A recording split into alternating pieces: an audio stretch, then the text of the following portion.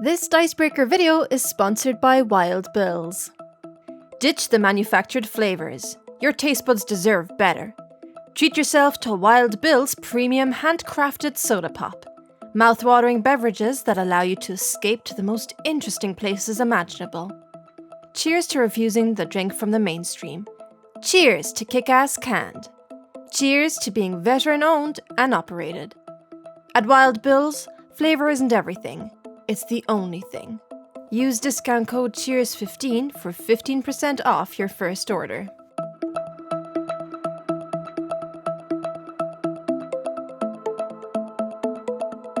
Board games definitely have a reputation for being a little slow. The terms chess-like strategy or Eurogame don't exactly conjure exciting images of heart-pounding action, death-defying stunts and manic tension. But it might be a surprise to you to learn that board games aren't just slow-paced, plodding strategic affairs anymore.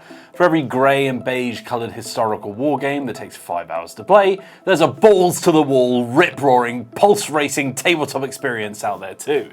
This list of recommendations is in service to those thrill-seekers and adrenaline junkies out there looking for the next rousing night shared with friends full of frantic shouting and tense debates.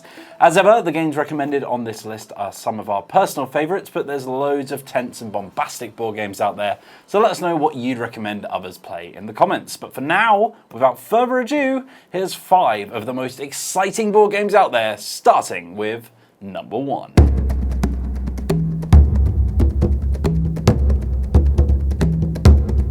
What if the whole dramatically escaping the temple after pilfering the priceless treasure bit of Indiana Jones was the entire movie? But also, what if that Hollywood rule of the hero always comes out on top in the end didn't apply? Escape, Curse of the Temple, puts you in a high-stakes race against the clock as you and your fellow archaeologists, try to scarper from the ancient temple before time runs out and the doors close for good, leaving you all to perish in the dark, dusty depths below. To make it out, you'll need to work as a team, searching through winding tunnels and narrowly avoiding traps to activate the mysterious green gems that will help you break free from the temple's cruel grasp. Once you've found enough to get you out, you'll also need to locate the exit and leave as a team before your time is up. Finding those gems will be tricky, as not only does the temple you're exploring start as a pile of square tiles that you'll need to uncover as the game goes on, you'll also be rolling dice and looking for matching symbols to perform any of the actions in the game, whether that's moving, exploring new tiles, or trying to activate those tricksy crystals. You'll need to roll and re-roll your dice as fast as you physically can to find the right combination of symbols to perform whatever action you're attempting. To even further complicate things, one of the 6 faces on each of your dice bears the ominous black and white mask symbol, which, if rolled, will lock that die, stopping you from using it until you've managed to roll a gold mask symbol on one of the other dice to counteract it. These malicious monochromatic mask symbols are an absolute nightmare for your chances at winning the game, forcing you to stop and roll until you can get rid of them. If you're unlucky enough to roll a black and white mask on every single one of your dice, then you'll be locked in place, shouting for help from one of your fellow players, who will have to traipse all the way over to your position and gift you one of their own gold mask dice. Every distraction further chips away at the time you have remaining to escape from the temple, and getting stuck at the wrong time could leave you behind, unable to break free. If even one of the players around the table is still in the temple when the time runs out, then everyone loses. So how much time do you have to complete all these tasks and get the heck out of there? 10 minutes. Included in the escape box is an audio CD with a 10-minute soundtrack to play during your game, full of audio cues and atmospheric tension-filled foley. At times during the track, you'll hear a gong sound out, signaling that something bad is about to happen to anyone who doesn't seek shelter. Once that gong is struck, you'll need to rush back to the tile that you started the game on in the center of the table and wait for the sound of doors slamming to signal the all clear. If you didn't make it in time, the doors slam shut with you on the wrong side, well, then you'll remove one of your 5 dice from play for the rest of the game. Ouch. That gong will ring out 3 times before the end of the game, with the final slamming of the doors signaling that your time is up. If anyone around the table hasn't escaped by the time that they slam closed, then it's game over. Escape, the Curse of the Temple, is one of the most frantic and slapstick experiences you can have on a tabletop. Desperate shouting for help as you find yourself stranded on the outskirts of the map, watching your friend hurry over to try and save you, only to lock themselves out as well. It's genius comedy and genuine heart-pounding tension in one of my favourite real-time games. You can even amp up the ridiculousness with the free included expansion, Curses and Treasures, which adds the titular trickeries to the titles that you can find along the way. Treasures can be a life-saving addition to rolls down the line if you have the time to unlock them, but uncover a tile with one of these cursed purple masks and you'll be stuck with a monkey on your back until you spend the requisite dice to get rid of it. You might be locked in place, forced to roll with only your offhand, or even silenced. My favourite of the bunch will force you to roll carefully because any dice that you accidentally drop off the table are lost for the rest of the game. If you've got a heart and stomach for escape, then it is an absolute must-buy in my book. You can even find a Benny Hill version of the soundtrack on YouTube, and if that doesn't tip you over the edge, then I don't know what will.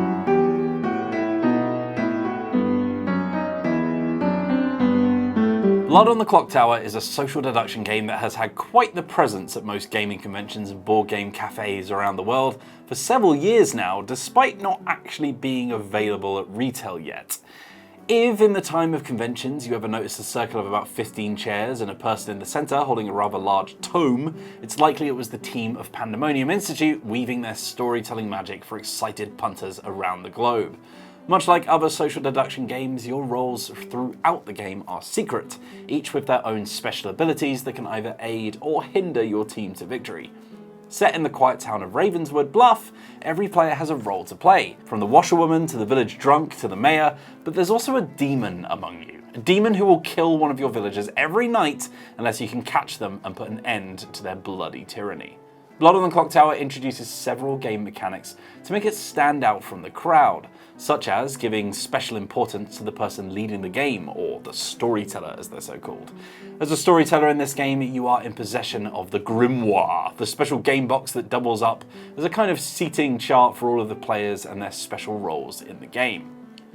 With this information to hand, you're able to shape the game to make it as interesting and dramatic as you choose. What information or misinformation you give to players is up to you at the end of the day. Their fate is in your hands. As well as giving special importance to the moderator of the game, Blood on the Clocktower also allows for latecomers or people who are not sure they can stay an entire round to get involved through a special role called the Traveller, which has its own special abilities such as gifting extra votes to players, changing the seating chart, saving a life, or just outright shoot someone who's gotten on the wrong side of you. Whilst everyone will know you to be the Traveller, they won't know which team you're on. The storyteller will make this decision for you, which makes things even more interesting. Whilst death is a regular occurrence, as it is with most social deduction games, Blood on the Clocktower allows dead characters to remain an intricate part of the game, by still being allowed to be involved in discussions, as well as giving the dead a vote to use once for the rest of the game, meaning getting the dead on your side can be vital to winning the game. Having had a successful Kickstarter campaign early in 2021, Blood on the Clocktower is set to be physically available just in time for Christmas this year. So if you haven't had a chance to catch a game of this at any of the many events it's been at, then you'll hopefully get a chance soon.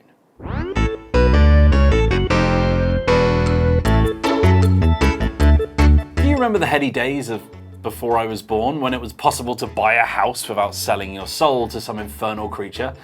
Well, if you don't, then this one might seem a little far-fetched to you, because in House Flippers, you're going to be buying a lot of houses. Starting with a single sand timer each, you and your friends will be able to slowly generate grey cubes every time the sand runs out and you flip them. Those grey cubes are your starting point for this absolute mess that's about to unfold before you. House Flippers is all about trading up, swapping something crappy for something progressively better with each trade. You'll start with that single grey cube and grab yourself an odd rundown shack, which can then trade up for a red or a brown cube, which can be spent on something a little bit more respectable. Those respectable houses might give you a whole load of red or brown cubes that you can then swap for more and more and more until your single cube has turned into a sprawling retail empire. The final colour of cube is yellow, which is pretty useless apart from grabbing yourself the final type of card in the game, holiday packages. As with all capitalist endeavours, the ultimate goal of house flippers is to make so much money that you never have to do it again. The first player to grab enough matching holiday packages at the top of the board will retire from their life as a house flipper to sun it up on some distant beach. It's not clear what happens to the rest of the players, but I assume they have to live through a global recession as the housing market inevitably crashes. Yay! As Johnny said at the top of our Let's Play of House Flippers on the channel, this game will have you talking like an auctioneer on speed. I'm going to flip my timer to grab a red cube, which will let me sell these 3 houses for a holiday package with 2 brown cubes as change, and then I'll sell that brown cube to etc, etc, etc, etc. It's a game that plays at absolutely breakneck speed, with cubes and cards flying across the table as everyone rushes to grab the most lucrative houses on the board. With only 9 piles of cards and up to 4 people playing at once, you'll inevitably end up going to grab cards that are immediately snatched up by someone else right before your eyes, sending your entire plan into ruin. That's made even more likely by the fact that hidden amongst the decks are cards that offer power-ups that can allow you to grab new timers that will generate even more cubes for you in different colours, and ×2 cards that will double one of your timers' output. House Flippers is loud, bombastic, cutthroat chaos that can see you drop from flying high to left in dust as someone grabs the 1 card you needed to finish your set and fly off on holiday, leaving you scrambling for other options. So grab your white paint and leave your morals at the door, because it's time to slightly fix up some houses and sell them for way more than they're worth. Just try not to accidentally smack your arms against each other as you flail over the board grabbing cards.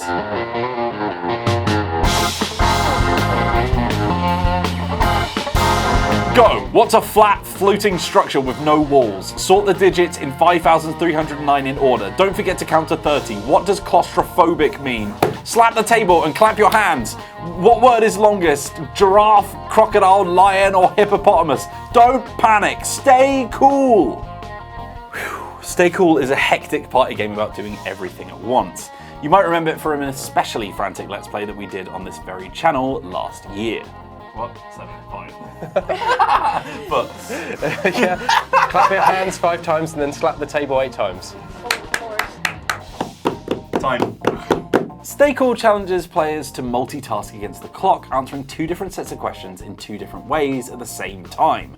If that doesn't sound tricky enough, you then have to try and keep track of the time in later rounds. Think you can do all that and stay cool? Well, good luck. This is the most intense quiz game you'll ever play. 1 set of questions has to be answered using letter dice in front of you, which you can use to spell out the word. The other set of questions have to be answered out loud. At the end of each 2-minute round, your separate scores for each set of questions are multiplied together, meaning if you let one slip, then your score will suffer on the other side. That's hard enough, but in the second round, you'll have to flip the sand timer every 30 seconds or instantly end your chance to score more points. In the extremely stressful third round, you'll have to do the same thing, except you can't see the sand timer, so you have to count to 30 while also answering 2 sets of questions in 2 different ways. We told you it was tough. Stay Cool has become a favourite of the Dicebreaker team for a good reason. It's a firework of excitement packed into only a couple of minutes. It's also a quiz game that doesn't care how good you are at trivia, only how well you can do 3 things at once. The individual questions and instructions are easy, but together they're a brain-melting cocktail, but they're just as difficult for everyone who plays, making it fun rather than frustrating as you forget what a raft is called or struggle to remember the alphabet. If you like your games to feel like explosive bursts of energy around a table, look no further than Stay Cool. It definitely won't keep you cool, but you'll come away with a massive smile on your face all the same.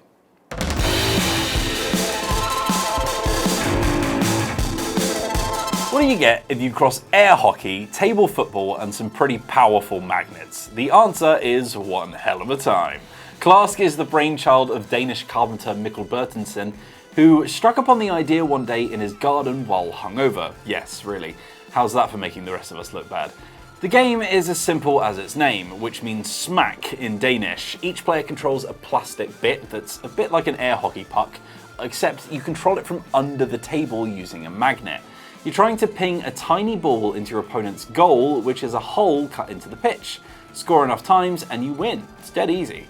Like table football or air hockey, being simple doesn't make KLASK boring. In fact, it's one of the most exciting games you'll ever play. As the ball shoots between halves, you accidentally propel your magnetic piece at your opponent, or the ultimate embarrassment, you get stuck in your own goal and concede a point. The sudden as you snap into the pit during a frantic defense is up there with the clonk of an air hockey puck sliding into a goal, or the ping of a football off a goalpost. As thrilling for the person who gains it as it is gutting for the loser. Making things even more exciting are the 3 smaller magnets placed along the halfway line, which will stick to your puck if you slide too close. Get 2 stuck to you and you'll hand your opponent another point. But you can also try to send the pieces flying at your rival with a well-aimed shot, leading to some cheeky strategies for the winning outside of just rocketing the ball around. KLASK is, to put it simply, bloody brilliant. It's an instant crowd pleaser, the perfect thing to break out a party or set up on a bench in a pub garden. It helps that you can learn how to play in about 10 seconds or 4 pints in. As well as being huge fun, KLASK's miniature wooden table is a fraction of the size of something like a table football or air hockey table, meaning you can take it with you on the go too. It's also gorgeous. KLASK is one of those games that feels like a proper modern classic that you'll always want to introduce to someone new, or play with those who have already been enlightened. It's fast, frantic, and exciting as they come. Well, there you have it, 5 games that are sure to get your heart beating, your skin sweating, and your brain struggling to keep up. But there's loads more exciting board games out there, including ones that we've talked about and played on this very channel. If you haven't already, please do hit subscribe, and if you click the bell icon, you'll get notified whenever we put a new video live. We also have memberships now, so if you'd like to see extra videos and behind the scenes content, as well as all sorts of other perks, why not sign up today? As ever, thanks so much for watching, and until I see you next, I hope you continue to have a lovely day.